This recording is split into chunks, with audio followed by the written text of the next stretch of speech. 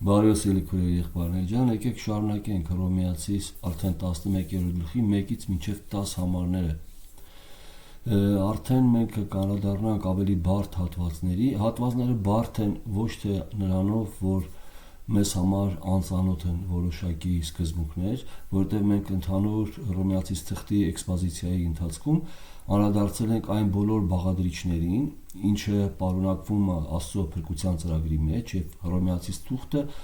ամբողջացնում է ընդհանրապես փրկության անտոլոգիան, ինչը իրանից ներկայացնում աստվածաշնչյան փրկությունը։ Առաքյալն անդրադառնում է այդ փրկության բնության բոլոր բաղադրիչներին, անդրադառնում է շնորհքին, փրկության միջոցին,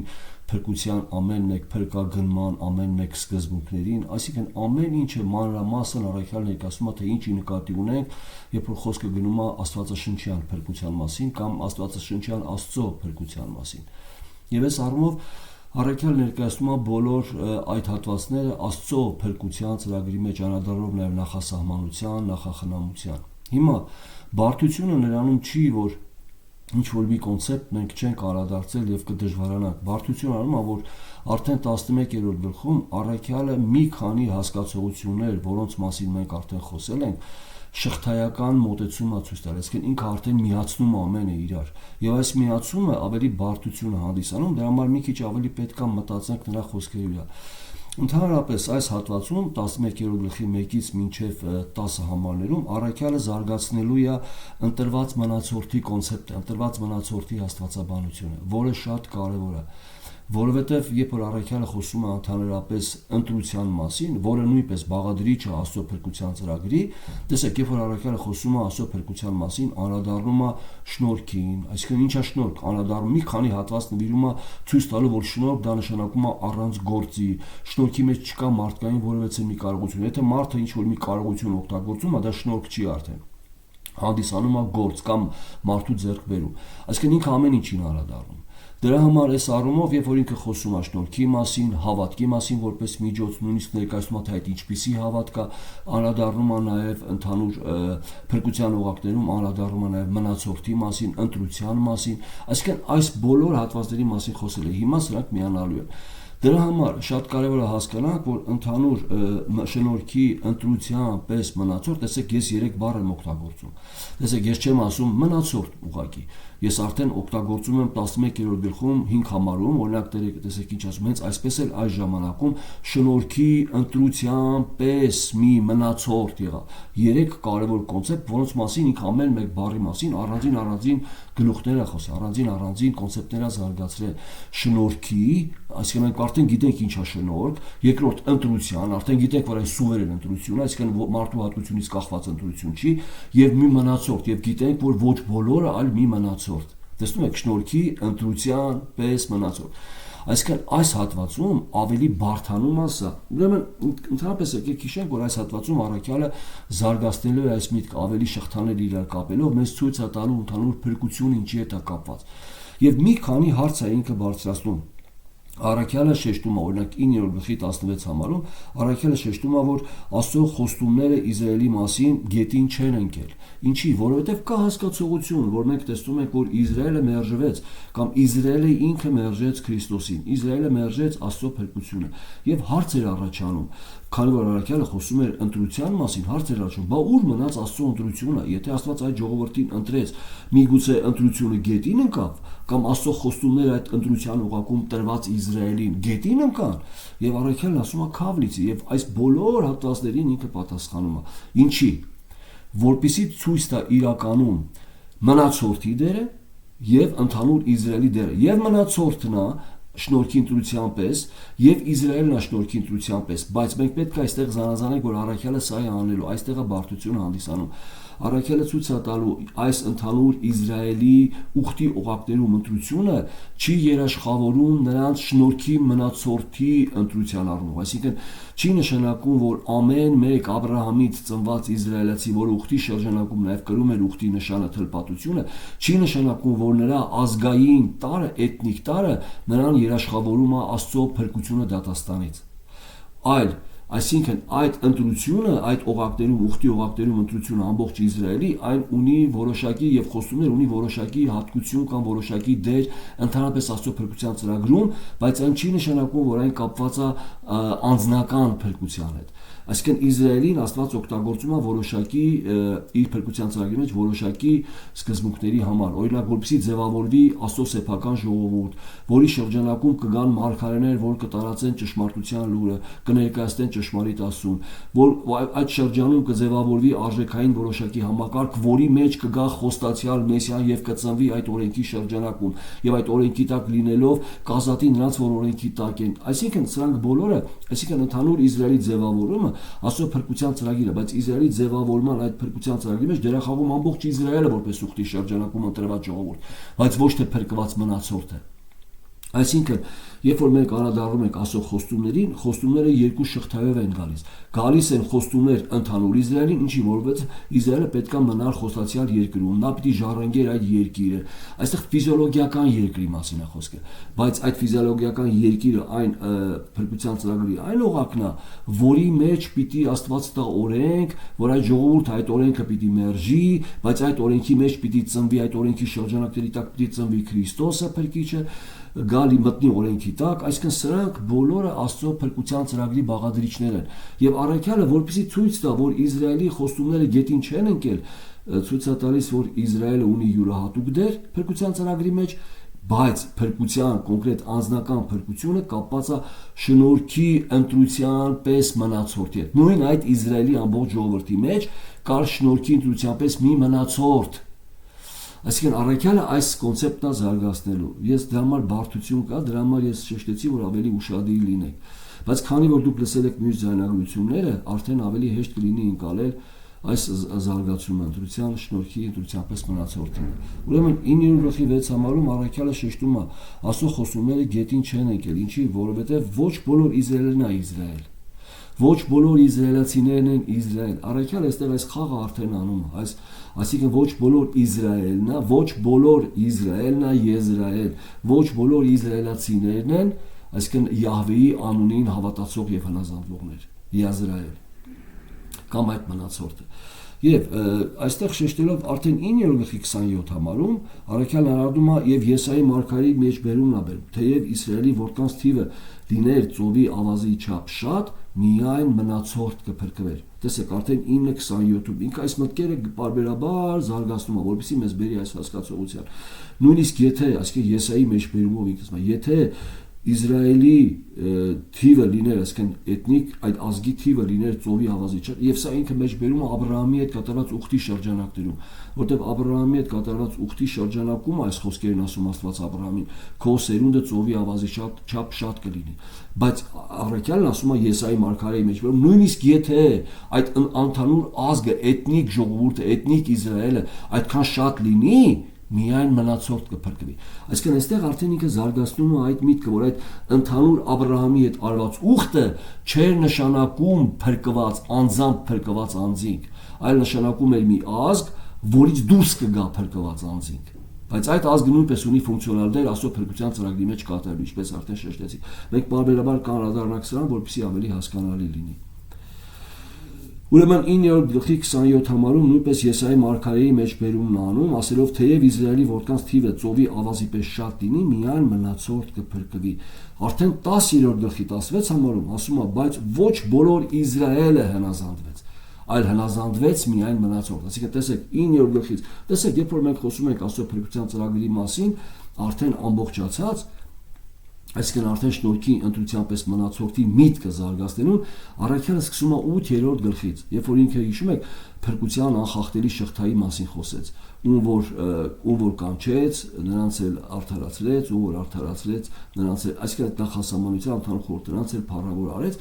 այսինքն տեղից արդեն առաքյալը սկսում է զարգացնել այս շնորհքի ընտրության պես մնացորդի կոնցեպտը, որպեսզի մենք հասկանանք, որ Իսրայելի Աստծո փրկության ծրագրի մեջ Իսրայելը որպես էթնիկ ժողովուրդ ամբողջական ունի յուրահատուկ դեր, եւ այդ յուրահատուկ դերը երբեք չի երաշխավորում անձամբ Իսրայելի ամբողջական փրկության հարցը։ Այսինքն այն, որ անձը ծնվում է Աբրահամի սերունդից եւ կրում է ուխտի շրջանակում թլպատության նշանը, դա չէր նշանակում, որ այդ անձը հոգեորապես փրկված է։ Բայց դա նշանակում էր, որ այն պատկանում է Աստծուն որպես սեփական ժողովուրդ, կրում է որոշակի ուրիշ արժեքային համակարգ եւ այն Աստծո կողմից օգտագործում է յուրահատուկ փրկության ծրագրում յուրահատուկ ֆունկցիոնալ դերի համար։ Առաքյալը սա է զարգացնում։ Ի նկատի ունի, որ Աստծո խոստումները գետին չեն ընկել։ Աստծո խոստումները երկու կողմ են գալիս են եւ ընդհանուր Աստծո ժողովրդին Իսրայելին եւ նաեւ այդ ժողովրդի մեջ եղած փրկվող մնացորդին։ Այսինքն այս խոստումների շրջանակը մենք պետք է կարողանանք զանազանել։ Ժամանակյալն օգտագործում է, տեսեք, 3 կոնցեպտ, 3 բառով, ինքը միայն այդ 3 բառը իրար հետ կպցնելով ամեն մի բառը մի մեծ կոնցեպտ է, այդ 3 բառով ամբողջացնում է փրկված անձին շնորհքի, ընտրության պես մի մնացորդ։ Շնորհքի ընտրության պես եւ շնորհքն է կարևոր բաղադրիչ եւ ունի մեծ կոնցեպտ եւ ընտրությունը սուվերեն Աստծո ունի մեծ կոնցեպտ, որ կապված չի մարդու հատկությունից եւ նաեւ մնացորդ հասկացողություն ունի մեծ կոնցեպտ, որը հիմա զարգացնելու է առաքյալը։ Եվ այսպես տեսեք, սկսենք 9-րդ գլխից։ 9:6-ում առաքյալն ասում է, Աստծո խոստումները գետնին չեն ընկել։ Ի նկատի ունի, որ Աստծո խոստումները բաղկացած են մի քանի երկու կոմպոնենտից եւ ընդհանուր Իսրայելին եւ փրկվողներին 9:27-ում ասում է, նույնիսկ եթե ծովի ավազի չափ լինի նրանց էթնիկ թիվը, ազգի թիվը, միայն մնացորդ կփրկվի։ Արդեն 10:16-ում ցույց է տալի, բայց ոչ բոլոր Իսրայելն է Իսրայել։ 11:5-ում ավելի է խորացնում, ավելի ամբողջացնելով, ասում է, հենց այսպես էլ այս ժամանակում շնորհքի ընտրության պես մի մնացորդ եղավ։ Ուրեմն այս ամենը տեսնելով մենք հասկանում ենք, որ առաքյալը զարգացնում է միտքը շնորհքի ընտրության պես մնացորդի։ Եվ այսպես մենք տեսանք, որ կարմիր գծով, այսինքն այս ընդհանուր 9-ից մինչև 11-րդ գլուխ զարգանում է մնացորդի մասին կոնցեպտը, հասկացողությունը կամ արելի ասել աստվածաբանությունը։ Առաջինը, որ կուզեմ, սա մի քիչ մենք ներածական կանենք, որտեղ 3 կարևոր կետ ենք տեսնելու շնորհքի ընտրության պես մնացորդի։ Առաջինը մենք տեսնելու ենք, որ շնորհքի ընտրության պես մնացորդը մտնում է եկեղեցի։ Այն մտնում է եկեղեցու դիսպենսացիայի կամ եկեղեցու շրջանի մեջ։ Եվ առաջինը Պողոս առաքյալը որպես արգումենտ ապացույց իր անձնաբերել, ասում է, ես էլ եմ իսրայելացի։ Ասում է, միթե Աստված ամբողջ Իսրայելը մերժեց։ Ոչ, չէ որ ես էլ եմ իսրայելացի։ Եվ ինքը ցույց է տալի, որ ինքը մտավ եկեղեցու շրջան, հետագայում արդեն երկու կարևոր սկզբունքների մասին որ խոսենք, ավելի ամբողջական կլինի։ Առաջինը ցույց է տալի, որ շնորհքի ընտրության պես մնացորդը մտնում է Աստծո եկեղեցին։ Եվ եկեղեցի հասկացողությունը մենք արդեն գիտենք, որ այն էկլեզիան է, որը մենք խոսել ենք այս մասին, որ ինքը չի հանդիսանում կրոնական տերմին, այն ուղղակի ժողով բառն է, այդ շրջանում օգտագործված, սակայն դրա համար առաքյալն ենք Թեսաղոնիկիցինում միշտ շեշտում է Աստծո եկեղեցին, որովհետեւ զանազանենք դա ինչ եկեղեցի է, փիլիսոփաների, որտեղ գործ առաքելություն օգտագործված է նույն բառը եկեղեցի էկլեզիա, փիլիսոփաների, հույների փիլիսոփայական ժողովի մասին։ Դրա համար հիմա շատ կարևոր է սա հասկանանք։ Ուրեմն առաջինը մենք տեսնում ենք, որ ընդհանուր ժողովրդի մեջ հանդիսանում է մի մնացորդ, փրկության մնացորդը։ Հենց այս մնացորդի կոնցեպտն է զարգացնելու է մեր այս հատվածում առաքյալը։ Այսինքն կա Աստծո կողմից ուխտի շրջանակում ընտրված մի ամբողջ ժողովուրդ, որը կոչվում է Իսրայել, եւ այդ շրջանակում, այդ ուխտի շրջանակում ընտրված յուրահատուկ ֆունկցիոնալ դերի համար նաեւ փրկության համար ընտրված մի մնացորդ, որը Իսրայելն է։ Դա առաքյալը ոչ բոլոր Իսրայելն է Իսրայել։ Այսինքն այստեղ խոսում է բոլոր Իսրայելի մասին, որ կա մի ընդհանուր ժողովուրդ ուխտի շրջանակում եւ կա մի ուրիշ Իսրայել, որը փրկության Իսրայելն է, որը արդեն խոստումի որդի հասկացողության ուղղակներում առաքյալ ներկայացնում։ Այս սա արդեն ընտրության շնորհքի ընտրության պես մի մնացորդն է։ Տեսեք, նրանք ընտրված են ուխտի շրջանակում որոշակի խոստումների համար ընդհանուր ժողովուրդը։ Ինչ շրջանակների համար, ազգի ձևավորման համար, այսինքն ընդհանուր Իսրայելի խոստումի շրջանակում, այդ ուխտի շրջանակում խոստումները գալիս են որպես ազգի ձևավորման համար, առավել գալիս են որպես երկիրը, խոստացյալ երկիրը ժառանգելու սկզբունքների համար որոշակի խոստումներ ուղղված են դրան։ Օրենքի շրջանակում արժեքային համակարգ ձևավորելու համար որոշակի խոստումներ գալիս են դրան, որ ուղղված է ընդհանուր ժողովրդին։ Աստծո հայտնությունը տվող մարգարեներին ձևավորելու որոշակի խոստումներ են գալիս։ Մեսիայի գալուստի խոստումի համար է գալիս, այսինքն եւ Մեսիայի ծնվելու շրջանի համար է, այսինքն այս ժողովրդի ձևավորումը նույնպես Աստծո ուխտի Աբրահամի հետ արած ուխտի շրջանակում նույնպես կրում է որոշակի ֆունկցիոնալ դեր Աստծո փրկության ծրագրի մեջ։ Բայց ինչ որ վերաբերվում է այդ ընդհանուր խոստումներին, նրանք երաշխավորություն չեն հանդիսանում կոնկրետ Իսրայելի մեջ եղող անձի փրկության, հոգևոր փրկության համար։ Ինձ թվում է ավելի հասկանալի եղավ։ Սա ընդհանուր Աստծո փրկության ծրագրի օղակներում ֆունկցիոնալ դերն է, որի համար Աստված ուխտի շրջանակում ընտրեց Իսրայելը եւ սեփական ժողովուրդ արեց։ Հիմա, սակայն այս առավելությունների տարբերությունը մյուս ազգերի հանդեպ, որտեղ այս առավելությունները տարբերությունը մյուս ազգերին Աստված դա չարեց, մյուս ազգերին իրենց սեփական ժողովուրդ չհամարեց։ Նրանք հեթանոսներ մնացին իրենց բարքերի մեջ, իրենց կռապաշտության մեջ։ Ճիշտ է, նրանց Իսրայելի մեջ եղող մարգարեների միջոցով ուղարկում էր որոշակի խոսք նրանց, որոշակի առումով պատիժ էր ներկայացնում, որոշակի առումով ապաշխարություն էր ակնկալում։ Սակայն ամեն դեպքում մենք տեսնում ենք, որ նրանք մնում էին հեթանոս ժողովուրդ եւ Աստծո տված օրենքները նույնիսկ, Աստծո տված օրենքները շատ հաճախ մի հիմքի վրա էին ամբողջանում։ Առաքյալ ասում է, դուք չանեք ինչպես ձեր կողքի մյուս ազգերը։ Այդպես չանեք, այսինքն ցույց է տալի, որ նրանց հիմքում ընկած, նրանց վարվելակերպի կենցաղի հիմքում ընկած Աստծուն զզվելի սկզբունքներն են։ Այսինքն ինքը նույնիսկ Աստծո օրենքները շատ հաճախ կրում էին տարբերությունը հեթանոսների եւ արդեն Աստծո սեփական ժողովրդի։ Ասում են, այս միսը չուտեք, որտեւ այդ միսը ուտում են այն ազգերը։ Այդ կերպով այդ ճաշը չփեք, որտեւ այդ կերպով այդ ճաշը եփում են մյուս ազգերը։ Այդ հագուստը չհագնեք, որտեւ այդ հագուստը հագնում են ձեր կողքի եղած մյուս ազգերը։ Այսինքն մենք տեսնում ենք, որ այդ զանազանությունը կար։ Ուրեմն, ի տարբերություն մյուս ազգերի Իսրայելի ընտրության այս շրջանակը, որքանով էլ որ այն Աստծո սեփական ժողովուրդ էր համարվում, այն չէր հանդիսանում երաշխիք Իսրայելի երկնքի արքայության, այդ մնացորդի երկնքի արքայության փրկվելը։ Այսինքն այդ ուխտի շրջանակում այդ խոստումները չէին հանդիսանում նրանց համար փրկության երաշխիք։ Եվ Պողոս առաքյալը այս հատվածում անդրադառնում է այս մնացորդի սկզբունքի, որպեսզի զանազանեք ինչի համար է ամբողջ Իսրայելը եւ ինչի համար է այդ շնորհքի պես մնացորդ այդ ամբողջ Իսրայելի մեջ։ Հիմա եկեք ընթերցենք 11-ի 1-ից մինչև 10-րդ համարը։ Արդ ասում է, միթե Աստված դեն գցեց իր ժողովուրդը, տեսնում եք, խոսում է ընդհանուր։ Քավլիցի, որովհետև ես էլ իսրայելացի եմ, Աբրահամի սերունդից, Բենյամինի ցեղից է։ Տեսեք, հարցադրումը, մի քիչ մի փոքրիկ խոսեք, սա մենք ներածականն է, մենք դեռ չենք անդրադառնում խոսքին։ Ինչ հարցադրում է այդտեղ։ Այսինքն ինչ հարց էր առաջացել։ Աստված դեն գցեց Իսրայելը, կամ Իսրայելի խոստումները, կամ Իսրայելի օրհնությունները Աստված դեն գցեց։ Արդ ինչ եմ ասում։ Արդ ասում եմ, միթե Աստված դեն գցեց ժողովուրդը։ Քավլիցի, որտեվ այդ նույն ժողովրդից, այսինքն եթե Աստված ամբողջ ժողովուրդը դեն գցեր, բա ինչ գործ ունեմ ես Քրիստոսին հավատալու մեջ։ Առաքյալը իրեն արգումենտ բերում։ Ուրեմն Աստված դեն չի գցել իր ժողովուրդը։ Այդ ժողովրդի մեջ կա որոշակի ֆունկցիոնալներ ընդհանուր ժողովրդին եւ կա մի շնորհքի պես ընտրության մնացորդ, որից նաեւ առաջինը ես եմ, կամ որոնցից մեկը ես եմ։ Արդ ասում եմ, միթե Աստված դեն գցեց իր ժողովուրդը Քավլիցի, որտեվ ես էլ իսրայելացի եմ, Աբրահամի սերունդից, Բենյամինի ցեղից է։ Այսինքն նրանք նույնպես Աբրահամի սերունդից են, որոշակի Բենյամինի կամ Հակոբի ցեղից են, բայց Աստված դեն չի գցել նրանց համար ուրիշ ֆունկցիոնալ դեր ունի։ Աստված դեն չգցեց իր ժողովուրդը, ուշադիր նայեք բառը։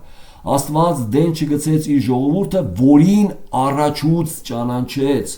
Կամ թե չգիտեք, թե գիրքն ինչ է ասում Եղիայի համար գրվածքում, ինչպես նա Իսրայելի դեմ գանգատվում է Աստծո առաջին. Տեր, քո մարգարեներին կոտորեցին եւ քո սեղանները կործանեցին, այսինքն քեզ պաշտամունքը ավիրեցին, ուշադիր նայեք, եւ միայն ես մնացի եւ իմ անձն են որոնում, որ ինձ սպանեն, բայց Աստվածային падգամն ինչ է ասում նրան. 7000 մարդ թողի ինձ համար, որ բաղին ծունր չդնեն։ Հենց այսպես էլ այս ժամանակումը շնորհքի ընտրության պես մի մնացորդ եղավ։ Հետագա մենք խոսենք, որ շնորհքի ընտրության պես մնացորդին Աստված է պահում։ Ոչ թե նրանք հավատացին եւ Աստված նրանց ընտրեց, այլ նախորոք ընտրեց, դրա համար էլ նրանք հավատացին։ Սա Աստծո ներգործության հետ է կապված եւ Աստծո փրկության ծրագրի։ Խոսենք սրա մասին։ Հենց այսպես էլ այս ժամանակում շնորհքի ընտրության պես մի մնացորդ եղավ, բայց եթե շնորհքով, տեսեք նորից անդրադառնում է շնորհքի բնությանը, բայց եթե շնորհքով, էլ գործերից չէ։ Այսինքն եթե գործերից է, մարդու հատկությունից է այդ ընտրությունը, ուրեմն Աստծո շնորհքի ընտրությունը չի, մարդու կարողության ընտրությունը, Այո, Աստված ընտրում է, որտեղ տեսավ, որ այդ մարդը հավատալու է։ Սա մարդու կարողությունն է։ Բայց առաքյալ ասում է, բայց եթե շնորհքից, այլ գործերից չի, այլ մարդու կարողությունից չի, որտեղ գործերը միշտ ինքը անդրադառնում է մարդու ձեռքբերումների եւ կարողության։ Սա ըստ Իսրայելի ընկալման։ Ապա թե ոչ, շնորհքը այլ շնորհք չի լինի։ Եթե մարդու կարողություն է այդ ընտրությունը, այդ մնացորդի ընտրությունը, ուրեմն դա Աստծո շնորհք չի, այսինքն շնորհքը իր բուն բնությունով որպես շնորհք ջնջվում է, այլ շնորհք չի դառնում։ Ապա թե ոչ շնորհքը շնորհք չի լինի, բայց եթե գործերից է, այլ շնորհք չէ։ Իսկ եթե մարդու կարողությունից է, ուրեմն շնորհքի ընտրություն չկա այստեղ։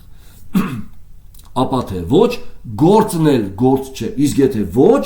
գործը գործ չէ, այլ շնորհք է։ Եվ հետագայի համար, բայց եթե շնորհքով է, այլ գործերից չէ, ապա թե ոչ շնորհքն էլ շնորհք չի լինի, բայց եթե գործերից է, այլ շնորհք չէ, ապա թե ոչ գործն էլ գործ չէ։ Ուրեմն, ինչ, այն որ Իսրայելը որոնում էր, ամբողջ Իսրայելը, նրան չհասավ, բայց ընտրվածները հասան եւ մյուսները, այսինքն մյուս ամբողջ Իսրայելը կործանվեց կամ մերժեց Քրիստոսին։ Տեսնում եք, ուշադիր նայեք։ Ինքը այստեղ էս միտքն զարգացնում, կա ամբողջ Իսրայել նույնպես ընտրության օղակներում, որպես Աստծո ժողովուրդ, բայց այդ ընտրության օղակները, որպես ամբողջ ժողովուրդ, չի տալի երաշխավորություն, որ բոլորը պիտի փրկվեն։ Այդ ընդհանուր ժողովրդի մեջ պիտի ծնվեն նրանք, որոնք խոստումի որդիներ են, որոնք պիտի ժառանգեն փրկությունը, որոնք շնորհքի ընտրության պես մնացորդ է։ 8 համար ինչպես գրված է եւ ուրեմն ինչ որ այն որ Իսրայելը որոնում էր նրան չհասավ, հիշում եք ինքը վերևում զարգացնում է ինչ էր որոնում էր փրկություն, բայց օրենքի գործերով, այն որ Իսրայելը որոնում էր փրկություն չհասավ, բայց ընտրվածները հասան եւ մյուսները կուրացան։ Դրա համար անդրադառնում է ինչպես գրված է Աստված տվավ նրանց թմրության հոգի, աչքեր որ չտեսնեն եւ ականջներ որ չլսեն, մինչեւ այս օրվա օրը։ Եվ Դավիթն ասում է նրանց սեղանը թող որոգայթ լինի նրանց, որս եւ գայթակղություն եւ հատուցում նրանց համար։ Առաքյալը տգայ անդրադառնալու է սրան, որ սա Աստված նույնպես յուրահատուկ կերպով թույլ է տալի որ լինի, որ խստանան, նախանձի գրգռելու է։ Տգայ այդ կոնցեպտի մասին խոսել ենք ավելի խորն եք տեսնելու ինչեր է անում Աստված։ Եվ 10 թող նրանց աչքերը խավարեն, որ չտեսնեն եւ նրանց թիկունքները միշտ ծռեցրու։ Ուրեմն ասում եմ, միթե գլորվեցան, որ կործանվեն, քավլիցի։ Ուրեմն ասում եմ, ընկան, որ կործանվեն, քավլիցի, ոչ։ Եվ հետո խոսենք արդեն մյուս զայնագրությունների մեջ։ Բայց մենք դեռ կանդրադառնանք մեր այդ զայնագրության մեջ, դեռ մենք շարունակենք հիմա ներածականը, որովհետև կարևոր սկզբունքներ կա, որ ուզում եմ տեսնենք։ Ուրեմն այս հատվածում առաքյալը զարգացնում է շնորհքի պես ընտրության այդ մնացորդի կոնցեպտը եւ ինքը հարցադրում է անում։ Հարցադրումների մեկը այսպիսին է, այսինքն արդյոք Իսրայելը անկում ապրեց կամ Իսրայելը ընկավ, որովհետև Աստված ցախողվեց իր խոստումների կամ իր ընտրության մեջ։ Քավլիցի դրա համար ոչ, որովհետև կան խոստումներ, որ տրված են ամբողջ Իսրայելին, այսինքն երկիրը ժառանգելու, բայց սա չի վերաբերվում անձնական փրկության։ Երկրորդը, այսինքն արդյոք Իսրայելը ընկավ, ինչու չհավատաց Իսրայելը, արդյոք նրա համար, որ այս ուղարկված քարոզիչները կամ այս ընտրված անձինք, որոնք քարոզում էին փրկության լուրը, որոշակի առումով բաստողումներ ունեցան կամ լուրը չփոխանցեցին Իսրայելին։ Սա խոսում է արդեն այս մասի խոսում է 10-րդ գլխում։ Ոչ, առաքյալ ասում է նաև ոչ։ Այսինքն տեսեք, առաջին ինքն ասում է, արդյոք Իսրայելի ձախողումը կապված էր, որ Աստծո խոստումները չստացվեցին։ Ոչ, ասում է։ Աստծո խոստումները գալիս են եւ ընդհանուր ազգին եւ փրկության մնացորդին։ Երկրորդ, արդյոք Իսրայելը ձախողվեց, որովհետեւ որոշակի առումով փրկության ինչ որ մի բաղադրիչ ձախողվեց, այսինքն քարոզիչները չքարոզեցին փրկության լուրը։ Ոչ, ասում է, եւ ընտրվածները կային քարոզի համար, եւ քարոզողները կային, եւ քարոզը կար, եւ լսելը կար, բայց հնազանդությունը չեղավ։ Մենք խոսեցինք սրա մասին մյուս ձայնագրություններում։ Այսինքն ամեն ինչ արեց Աստված, բայց Իսրայելը մերժեց։ Այսինքն ոչ, նույնպես երկրորդ այն չի նշանակում, որ ինչ որ մի բան պակաս է։ Եվ 11-րդ գլխում Պողոս առաքյալը զարգացնում է մեկ այլ հարցադրում։ Պողոս առաքյալը զարգացնում այս հարցադրումը։ Աստծո խոստումները ձախողվեցին, Աստծո խոստումները Իսրայելին չհասավ կամ Իսրայելը անկում ապրեց, որովհետև միգուցե Աստված վերցրեց այդ խոստումները եւ օրհնությունները, տեսնելով Իսրայելի խստապարոտ վիճակը եւ հանձնեց մեկ այլ ժողովրդի։ Միգուցե սա առաքյալը նույնպես ասելու է ոչ։ Տեսնում եք, Եվ այստեղ զարգանում է այսօր արդեն կա վարդապետություն, սուբստիտուցիոնիզմ, որը նշանակում է ավելի բогословие замещения կամ փոխանակման աստվածաբանություն, որ մարդիկ մտածում են, որ Իսրայելի խստապարանոց եւ անհնազանդ լինելու պատճառով Աստված բոլոր այդ խոստումները եւ օրհնությունները ընդհանուր Իսրայելի վրայից վերցրեց եւ տվեց հեթանոսներին, եւ սա շատ խեղաթուրված վարդապետություն է։ Այսինքն այս սկզբունքը արդեն այդ առաջի դարի հռոմեացիների եկեղեցու մեջ առաջանում էր։ Առաքյալը սրա ասում 11-րդ գլխում, այսինքն եթե առաջի գլխում, եթե 9-րդ գլխում ինքը հարցադրումներ անում որոշակի առումով եւ ասում է ինչի Իսրայելը անկում ապրեց, միթե Աստծո խոստումները գետին ընկան, ոչ ասում, Աստծո խոստումները գետին չեն ընկել, որտեվ երկուի ոչ բոլոր Իսրայելն է Իսրայել, ոչ ամբողջ Իսրայելն է Իսրայել փոքր մնացողը։ Մյուս ասում է ինչա ձախողվեց, որովհետեւ ընդհանուր Իսրայելի այդ փրկության լուրը որևէ մեկը կիսատ արեց, ոչ ասում ամեն ինչը արված է մեջ բերումներով, բայց Իսրայելը մերժեց եւ արդեն 11-ում էս երրորդ հարցադրումն անում, միթե ասում է Իսրայելը ընկավ, ձախողվեց, որովհետեւ Աստված տեսնելով նրանց անհավատությունը եւ աննազանդությունը վերցրեց խոստումները եւ տվեց ուրիշ ազգի, առաքյալ նույնպես ասելի է ոչ։ Շատ կարևոր է։ Դա համար ինքը սկսում արդեն բացել այս նախանձի գրգռելու կամ Աստծո նախախնամության կոնցեպտը, ինչպես Աստված բոլորին բերում փրկության եւ ինչ կերպերով, բայց նորից եկեք հասկանանք, որ բոլորին բառը չի վերաբերվում ամբողջ մարդկությանը։ Այո, Աստված օգտագործում ամբողջ մարդկությունը իր փրկության ծրագրի համար, բայց փրկվում են միայն մնացորդը, այսինքն ընտրված շնորհքի դրությամբ մնացորդը։ Որքանով էլ մեզ համար մարդկային հասկացությունով սա մենք կընկանենք անարդար չի երբեք Աստծո տեսանկյունից եւ իրականում հոգեվոր անձի հասկացությունից, որովհետեւ Աստված երբեք չի խոստացել, որ բոլոր մարդկությանը պիտի փրկի։ Որտեղ եթե Աստված արդար վարվի բոլոր մարդկության հետ, բոլոր մարդկությանը ինչպես առաջի աշխարհը պիտի տանի կործանման, դատապարտության, որտեղ բոլորն են մեղանչել եւ բոլորն են մերժում Աստծուն։ Հոժար կամքով չկա մեկը, որ փնտրում է Աստծուն եւ ուզում է Աստծո փառքի համար ապրի։ Չկա այդպիսի մեկը, եթե Աստված չի քաշում այդ անձին։ Մենք այս մասին խոսել ենք տարբեր ձայնագրություններով, բայց հիմա ավելի խորն ենք անդրադառնում նաեւ այս սկզբի շնորհքի դրությամբ պես մնացորդի այդ անտոլոգիան, երբ որ կտեսնեք, տեսեք 3 բառը նորից եմ շեշտում, շնորհքի ընտրության պես մնացորդ։ Այս անտոլոգիան մեզ ավելի խորը ցույց կտա այս սկզբունքները։ Ուրեմն երրորդ հարցադրումը միթե Աստված Աստծո ժողովուրդը արդյոք Աստծո ժողովուրդը անկում ապրեց ընկավ, որովհետև Աստված վերցրեց այդ խոսումները տեսնելով նրանց անհավատությունը, տարավ արդեն դրեց մյուս ազգերի վրա, ոչ, եւ առաքյալն ասում է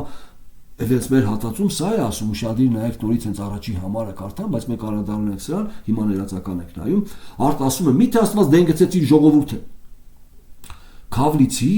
դեն չի գցել, որովհետև ես էլ Իսրայելացի եմ։ Տեսեք ինձ դեն չի գցել։ Տեսեք ես մտել եմ այդ մնացորդի մեջ եւ առաջինը մենք ցույց որ այդ մնացորդը մտնում է եկեղեցու դիսպենսացիայի մեջ։ Բայց եկեղեցու դիսպենսացիան ժամանակավոր ասելս, երբ որ այդ շրջանը եկեղեցու դիսպենսացիա համարեք շրջան, ես տերմինաբանություն եմ օգտագործում, որոշակի առումով այս շրջանը նշանակում, բայց ոչ միայն շրջան։ Դիսպենսացիա նաև նշանակում է այդ շրջանում Աստծո յուրահատուկ գործելակերպը եւ